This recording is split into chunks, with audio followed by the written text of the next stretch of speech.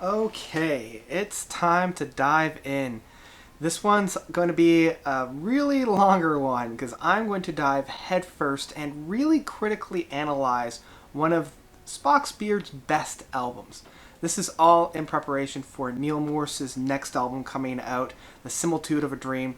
So I decided to go back and revisit a lot of his past works by really viewing some of his previous projects, which has now brought us to Spock's Beard. This was voted by you, and Snow won by a landslide. And I figured, instead of just talking about the album, and instead of just getting into it, I'm going to take a deeper look and really critically analyze this album. So let's dive in.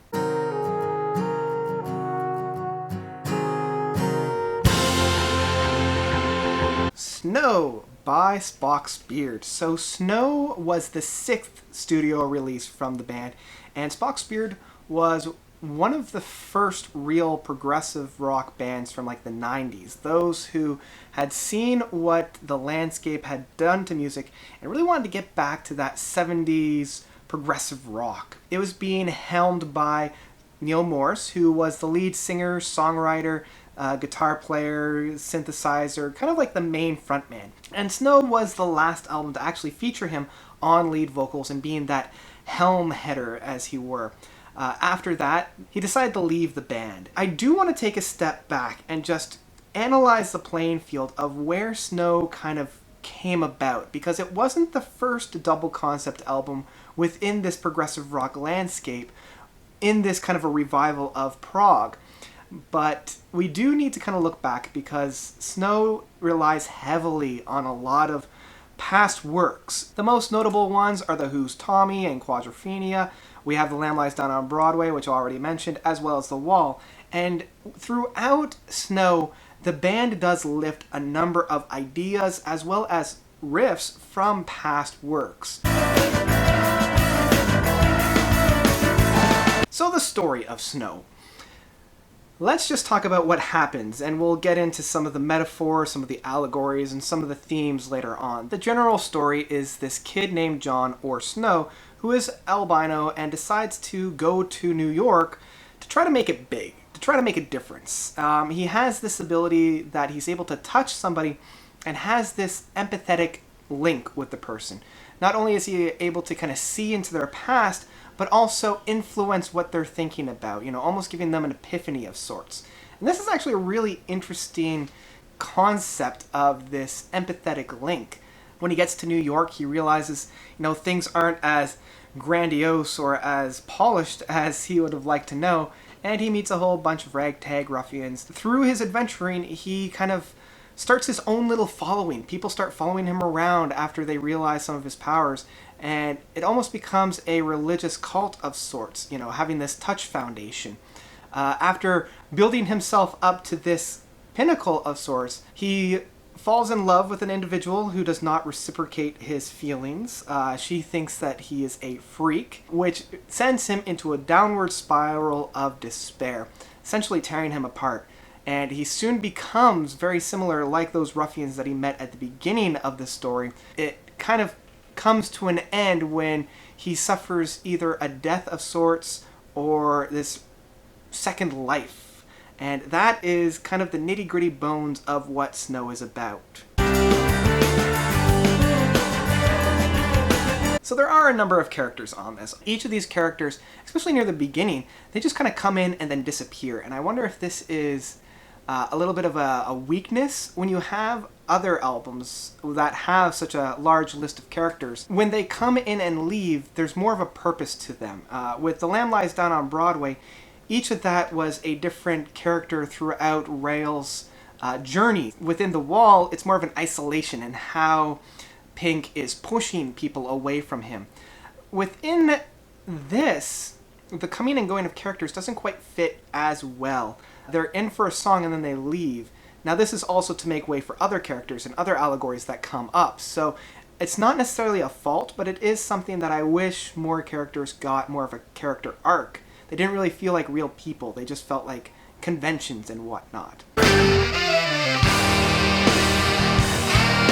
Okay, so some of the themes that we have on this album. The one that strikes out very, very heavily is the concept of water and air. I'm surprised that the other two elements of earth and fire weren't somehow worked into this, but water is used a lot, especially within the desert and sand. Use this in kind of a allegory for the bringer of life, especially with air. This comes up with the floodgates and the gates and barriers. Those gates being kind of the division between the love that is talked about over and over and over and over again on this album. So you open up the floodgates and the love comes pouring in, or the water comes pouring in. Through the gates is eventually where Snow end up being. So it was interesting that this concept comes up again and again, especially with that whole desert of sand, and that kind of reminds me of a Genesis song of Mad Mad Moon, where you're almost begging for sand because you're drowning in water, but then when you're in the desert you just pray for a drop of water. So this kind of needing what you don't have, or at least thinking you need this, and this is a concept that comes up a lot within the album, of thinking you need something but then actually needing something else, especially with the Junkies, especially with Snow himself. He believes he needs his followers, or he needs that approval of others, when really all he really needed, and this is where the album gets a little bit on the religious side, is the love of God. And this is seen within the love beyond words and the wind at my back, and using that wind again as that symbol and theme. The song is actually repeated twice. It ends the first disc and it ends the second disc. At the first disc, it's more of the audience saying that Snow is the wind at their back, saying that with his powers, with his abilities, he's able to show them the way. Snow feels rejuvenized, he feels accepted, and he feels like he has a place in the world. And that's at the end of the first album. Through this, you actually realize that even though the music is good, you can see where the music could be better. And that is where the revival of this, within the second part, the last song on the whole album. And that's where it really kicks in. It's the same song, but it feels like it's in a little bit of a different gear. It feels like the first song was in gear 2. This one's definitely more in a gear 6.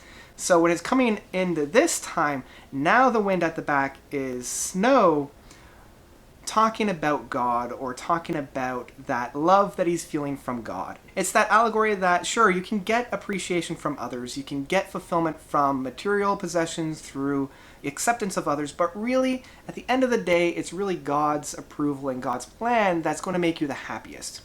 Now, whether or not you agree with that, that at least is one of the messages that this album's coming across with. I guess with the allegory there, God is working through Snow within that first album, and now it's God's will of Snow in the second album. And so God is the allegory for wind. I guess the actions are more of the water within that. So whenever Snow is doing his thing, it's always about water. Whenever he's reflecting about God, it's always about wind. So those are the two, at least, elements of themes within here. Don't touch me now, now, now, now. The other one is touch, and this is actually seen within the Touch Foundation. This is seen through his ability to touch somebody and see through it. And it's not necessarily just a tactile touch as well. This is more of actually touching someone on more of a spiritual or mental level as well. Getting into their heads. And I liked that concept of touching somebody and being able to be present with them. It's the double meaning behind being touched. When you say that, oh, their actions touched me, it's a little bit more humbling. It's a little bit more personal on that sense. There's also the concept of doubles, and this is seen again and again and again. I mean, the themes musically are repeated at least 2 times, and the songs on here are repeated at least 2 times. The Devil's Got My Throat. You even have the overture repeating itself twice. And so this concept of 2 comes into play. And I'm wondering if that's more of an allegory for the second coming, having this Snow character be a Christ figure. And if you're reading it that way, the ending of the album then presents that he did die, and it was more at the hands of the city of New York City. So some of the themes within the actual music, I'm just going to touch upon a couple of them. The main one that I love is on the second disc here, you have the song I'm the Guy. And I love the darkness that's felt in here. And that really helps issue that concept that we have of this ego. And it's such a stark contrast to the rest of the album, where the rest of the album's very fun, very lighthearted at times, but it's never really dark. This is the song that is really dark, and it's really egomaniac. And I mean, that's the ego talking. That's Snow's ego coming out. Now that he's kind of on the top, it's this darker presence. And in some ways, you can kind of say that Satan creeping in, if you're looking at it at a religious standpoint. It feels very much like an Alice Cooper song, especially I'm 18. And if you listen closely, you can definitely hear an homage to that song, because he's not quite a man, but he's no longer a boy, and that is exactly where Snow is at this time in the story. He's matured enough that he can no longer be called a boy, but also he's still a little bit too naive, a little bit too sure of himself, and he hasn't really had enough bumps and scrapes along life to really be called a man. And especially the way that he's acting at this point, you can't really say that. I think that really painted a very strong picture there. Another theme within the music, and I've already touched upon this a little bit, is the use of other artists' music within this. And at first, it's a little bit subtle, but the more you listen to it, the more you realize, yeah, they're kind of using a lot. The Devil's Got My Throat, the first one, there's a guitar work in Tubular Bells by Mike Oldfield that's very, very similar to that. There's a part within The Long Time Suffering that is very much like movements within Tommy. And of course, there's the Freak Boy, which starts off exactly like King Crimson's Lark's Tongue in Aspects Part 2. I mean, it's almost blatantly ripped off. Now, in the defense, you needed that power and that very shocking guitar work from where you are in the story. That is basically where Carrie just pushes Snow back and says, dude, you are a freak, man. I don't know where you're getting that I like you, because I will not like you. Actually, I want to talk about Carrie now for a little bit. Let's talk about Carrie. So, when Carrie is first introduced, when you first hear about her, she is likened to a church. And then later on, when Carrie's actually rejecting Snow, she says, yes, I'm a church, open it up and smell all the people. It is just disgusting. So I liked that. I liked how at first she was kind of this angelic character, this larger than life, oh my gosh, you're so pretty kind of a character. And then it flips it on its head and it's just like, nope, I am definitely not that. And this kind of plays into a little bit of the woman being the fall of man. And at first I was a little bit apprehensive about this. I didn't really like that concept because it's been used over and over and over again in much better ways. But the more I thought about it, the more I realized, well, it wasn't really necessarily the fall of Snow. Snow at the time had that overinflated ego because coming into this, we just had that, I'm the guy song. Carrie is basically diminishing the ego that Snow was carrying around. And because it was so attached to Snow at that time, it took a lot out of him. So it wasn't necessarily the fall of man, but the fall of ego. And I can get behind that. I can get behind that a little bit more because destroying that side of him, if that ego was more of an allegory or a symbol of the devil, that is a much better story arc than the Garden of Eden again, the bringer of sin within the world. I like how that flipped a little bit, where she was the destroyer of sin. She was the destroyer of that ego. So the biggest one here, a lot like, say, Brave from Marillion, is did Snow die at the end? Because it's kind of left for your own interpretation. In my mind, I believe he does. If you want to take a look at how the album has been structured up to this point, if you're looking at it through a religious lens, it only kind of makes sense that he had died. And this is actually sought within I Will Go, where he's saying, I'm opening up my eyes and I'm seeing that I'm lying on a bed, my head is bound, and I'm seeing people around me and they're crying. From there, he's saying how the floodgates are opening up. He's seeing God for really the first time, and he's beckoning him to come to him. And I mean, when else do you see God except on your deathbed? In that sense, I can see that being the capping off of the end of the album. The album ends on a very important note, again with that I Will Go song, where he says, and I'm just going to read this, "They gathered around and touched my hand, and I began to understand." And this is a very important lyric. For the first time, it's somebody else touching Snow. This is not Snow touching somebody else and them being healed and them seeing the light. This is now a reverse. Somebody is touching him, and it's Snow that is now understanding.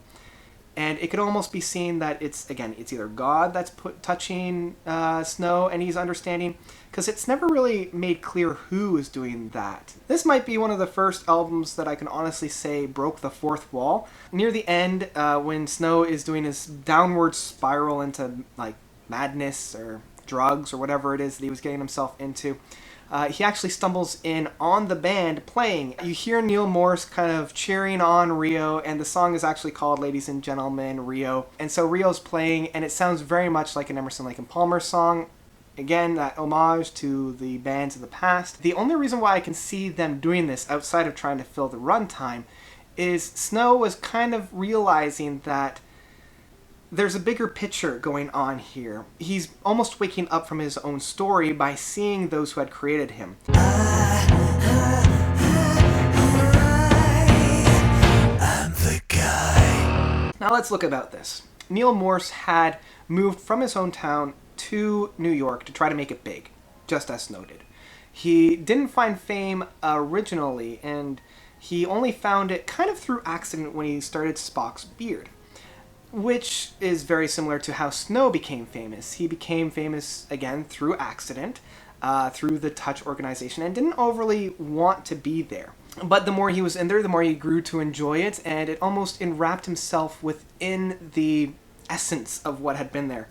And he was starting to see the darkness behind it all. And he finally realized he couldn't take it anymore. And this is at the end where he eventually passes on through a new life.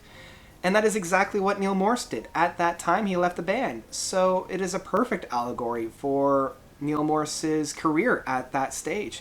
He ended it off with Spock's Beard, just as Snow left wherever it was that he was. So, yeah, that's one of my favorite ways to look at this album and listen through it. So, the overall impression of this album. I love it. I loved it from the moment that I put it on. It wasn't my first Spock's Beard album. V was actually my first. But I've grown to love this. I would put this album on if I couldn't fall asleep, and I just let the story and let the characters and let the music carry me away. It's one of those few concept albums that doesn't really have a low point either. That's something that can't be said for a whole lot of those double concept albums. So, yeah, I highly, highly recommend it. If you're new to Spock's Beard, this is actually a really great way to start off. Have a listen. I have to say, I love this album with my whole heart. I come back to it every once in a while. It's not like other double concept albums where it's really muddled and you don't know what's going on.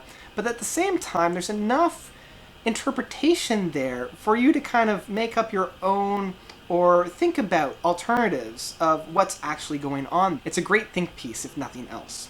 So that's about it for Spock's Beard Snow. What did you guys think of it? Did you love it? Did you hate it? Whichever you thought, let me know by commenting below. And thank you guys so much for watching. This concludes Spock's Beard's edition of the Neal Morse albums. Next up, I'm going to look at his supergroup album of Transatlantic. And the big winner is The Whirlwind.